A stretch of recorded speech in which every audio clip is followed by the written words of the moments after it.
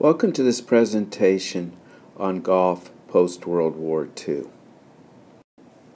The stock market crash of the 1929 and the subsequent depression era of the 1930s saw the golden age of golf of the 1920s come to an abrupt halt.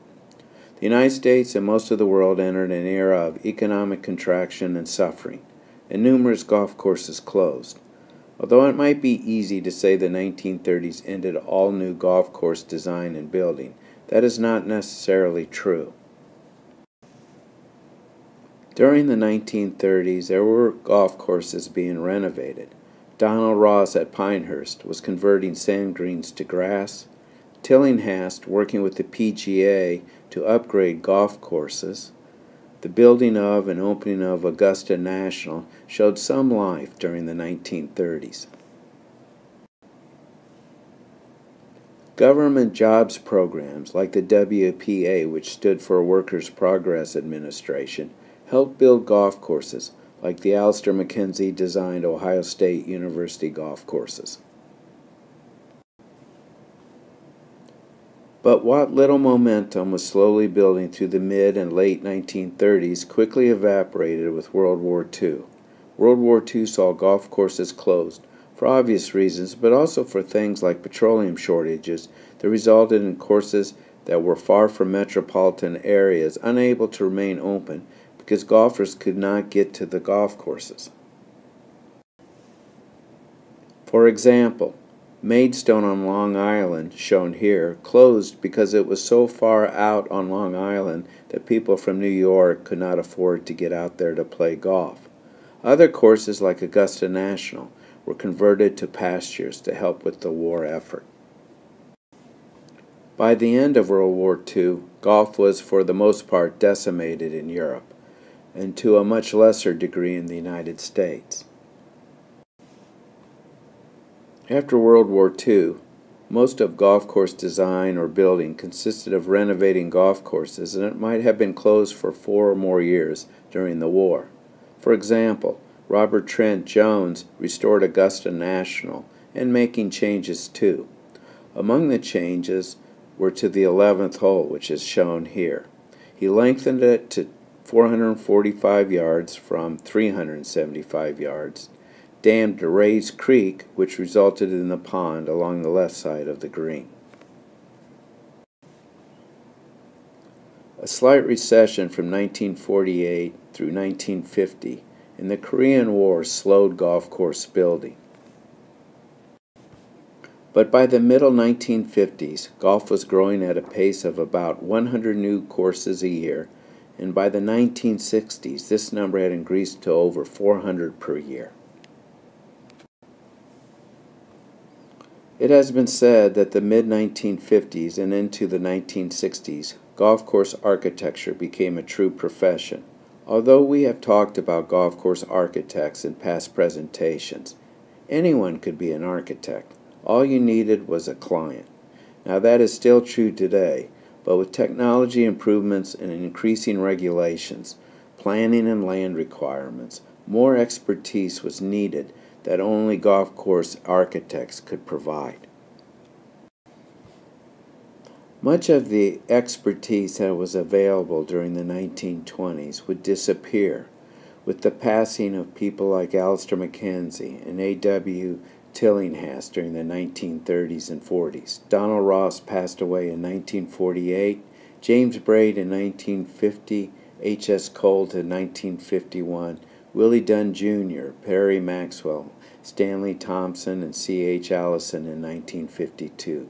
Although many of the golf course architects that were active during the 1950s and continued through the 1960s worked for many of the older generation architects, I think just like what happened when golf moved inland from the links in Scotland and England, and when golf came to the U.S., many of the courses were not outstanding. Something I like to call institutional memory was lost. In other words, some of the traditional ideas from the links courses and the design philosophy found in the deceased architects was lost. Maybe not completely, but just look at the top 100 golf course lists in the various magazines. How many of the courses were built in the 1950s and early 1960s. Pete Dye in the mid-1960s would bring back some of the strategic types of links type of design concepts to golf courses like Crooked Stick, shown here, and the Golf Club in central Ohio. Other changes occurred after World War II when it came to building golf courses. Technological events occurred that changed how we could build and design courses. The more prevalent use of dynamite and the use of earth-moving equipment. Dynamite allowed courses to be built in situations where in the past golf courses could not be built. For example, in mountain terrain. Also, the combination of dynamite and earth-moving equipment allowed for the increased use of water hazards. Earth-moving equipment changed how courses were built and how fast they could be completed. Prior to heavy machinery, it would take 200 workers with wheelbarrows and tools and horse-drawn scrapers to build a golf course, which would normally take 18 months to build. With earth-moving equipment, you could build a golf course in a period of months with maybe a dozen workers. Of course, we have seen recently in courses built in China and India the availability of cheap labor and the need to have employment that course building has reverted to more worker construction than equipment. In the 1950s, technology and science influenced the building and management of golf courses. Automatic irrigation was introduced in the 1950s that reduced or replaced sprinklers and hoses and snap valves. Automatic systems contributed to the acceptance of irrigated fairways that resulted in better uniformity in play and enjoyment. Fairway watering prior to becoming automatic was done normally with a single row of valves lying down the middle of the fairway, and you would move sprinklers and turn or snap them into the valves, similar to this manual irrigation system on a golf course in Chile. Turfgrass breeding programs improved the grasses that we used on golf courses. Pencross, creeping bentgrass. The creeping bentgrass cultivar used on golf courses for over 40 years was released by Professor Musser at Penn State University in 1955. Pencross was a standard for 40 years and is still used today.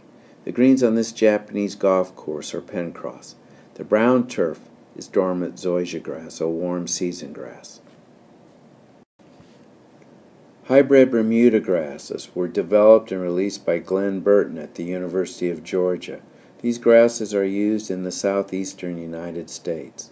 These improvements that Dr. Burton brought were a tremendous improvement over the commons or coarse types of Bermuda grass used previously.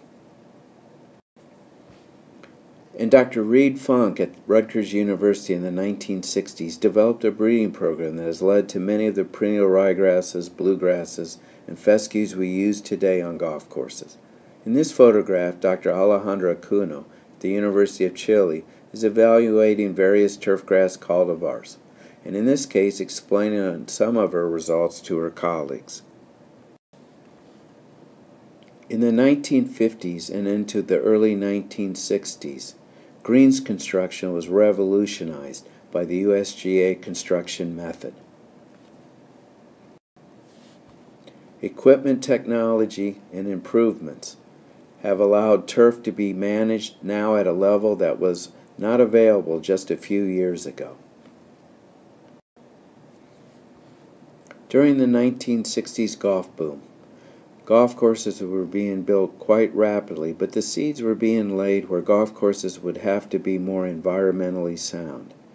The 1970s saw a change as environmental awareness and resource management became more important.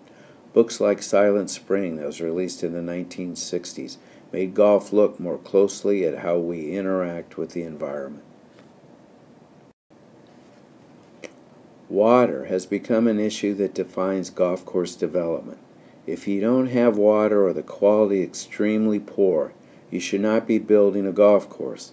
Environmental issues in golf course construction and management were and continue to be major factors in the game of golf. In the next presentation, we will look at how increased environmental concerns conflict with how we build and manage golf courses through the 1980s and into the 2000s. But before we get to that, much of golf's growth in the 1950s and 1960s was due to one individual, and that was the charismatic Arnold Palmer, who captured the imagination of people watching him on TV, winning the Masters and the U.S. Open that drew many of people to play the game of golf. Much of golf's growth through the 60s is due to Arnold Palmer.